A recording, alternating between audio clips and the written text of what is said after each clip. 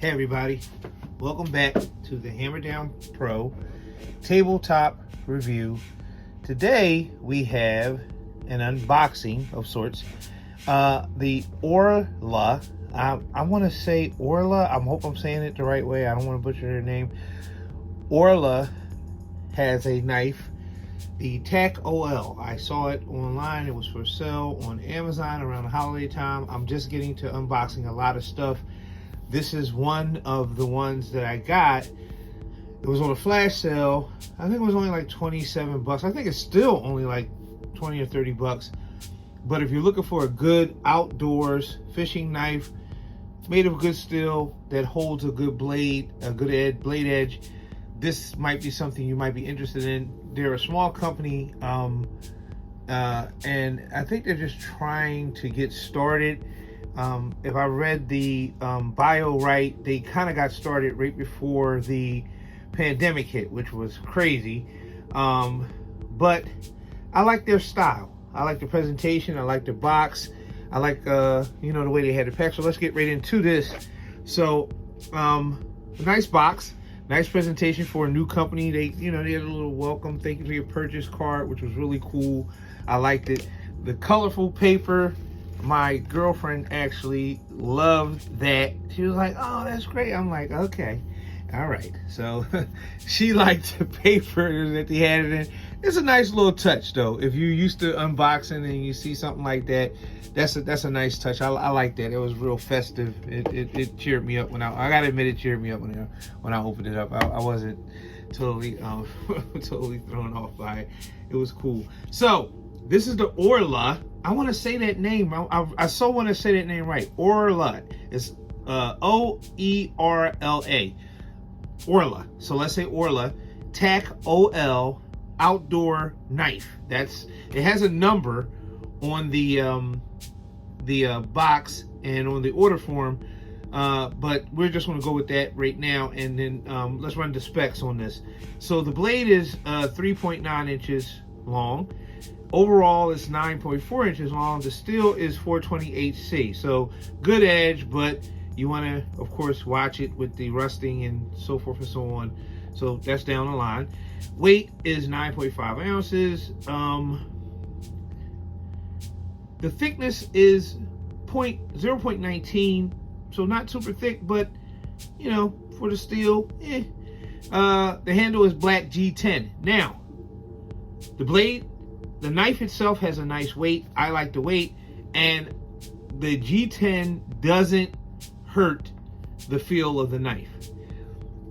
Was a little concerned when I saw the actual blade shape, the configuration. I'll show you what I mean. So when I pulled it out, I saw it before I bought it, of course. And of course, I always think things are bigger, but even though when I see the size there, I see the specs there, I always think things are bigger. I don't know why I do that, but it's just whatever. But yeah, it has a very distinctive blade here. So we have the finger guard. It goes into that first little curl, which you're not going to use that for choke ups. You think you are, but you're not, because that right there is sharp as I don't know what. You got that, we can't call it a gut hook, but we'll call it a I don't know, a cord cutter it would be, and that's sharp as I'll be darned.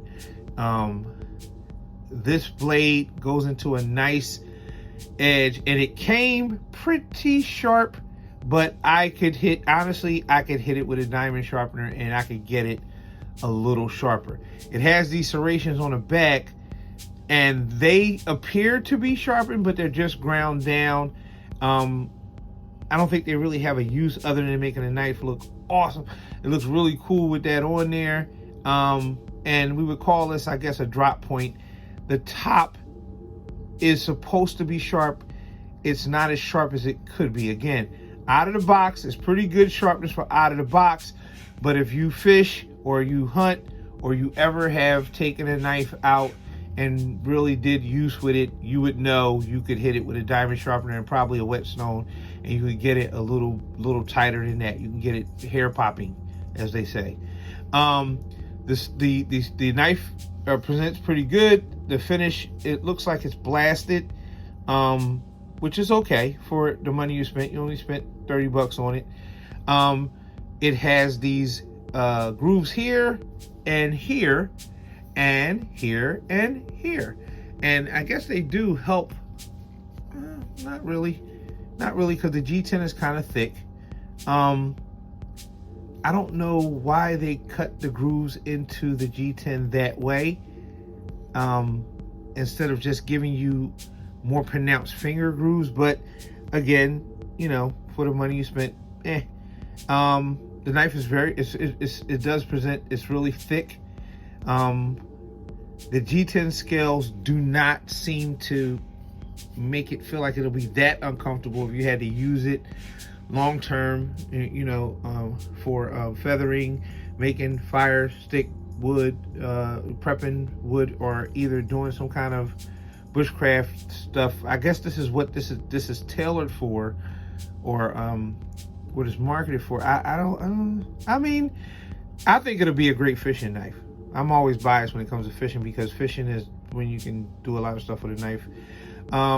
It has the hex screws in. If you have a multi-tool and it's in your pack, I guess you could take out the hex screws, and they have the holes here for lashing. I assume you could, in an emergency situation, lash it to a stick or whatever and make a pretty good spear, if you had to do something like that, or, you know. And the Kydex sheath is really not bad at all. It's not bad. Nice tech lock there, and you know, of course, we all know how to use our tech lock. We just adjust it for the belt. It has the inserts. It's pretty good. And yeah, the sheath itself is not bad. If I was them, I would have probably put a hole in here, or a straw hole. So a straw hole is just a hole that's big enough for a small straw or stem to go into, which will let the water drain out, because of course it's an open-end sheath. The lock of the sheath situation would probably be this, locking into that once you insert it. So that's a snap that you'll hear, and that's it. But of course, again, you look at the knife and you think of this knife sitting on your hip, and look at that gap, and look at this gap, and the water going into the sheath, and you want a drain hole there for the water to drain out of. You definitely want, or a hole cut directly into the, drilled directly into the tip, so not so much to expose the tip, but just to have so that water will run out or whatever. But that's nit and pick. Lanyard holes, and of course the tech lock is already mounted. Not bad, and they have the lanyard hole there for the OERLA. If you want a nice camp slash fishing slash bushcraft slash camping slash yard knife, I guess you can't go wrong with a $30 OERLA. The company seems to be trying, and the knife really does present and have a really nice quality feel to it for the money you're going to spend on it. Of course, there are more known, well-known knives. There are knives that probably have the culture down a little bit more than them, but these guys are new. They're just starting out, and I gave them a chance. And quite frankly, I'm not disappointed in what I see. So for the money I spent, this OERLA knife, other than a few things I mentioned, and for the money you spent, and just for something super distinctive, you're not going to leave this around and somebody else says, "Hey man, I thought that was my knife." No, that blade is pretty distinctive. It's giving off the Aquaman Submariner vibe. Try, you know, underwater spear thing, and I like that it's different that way. So bottom line, it gets the hammer down seal of approval, and yeah, this one's going to be over, guys.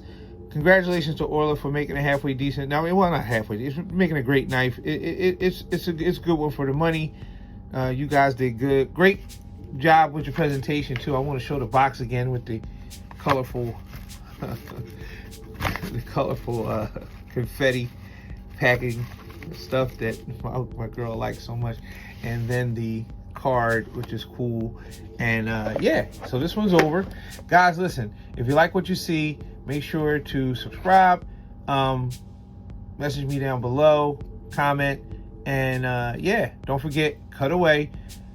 Be good, be safe, guys. Peace.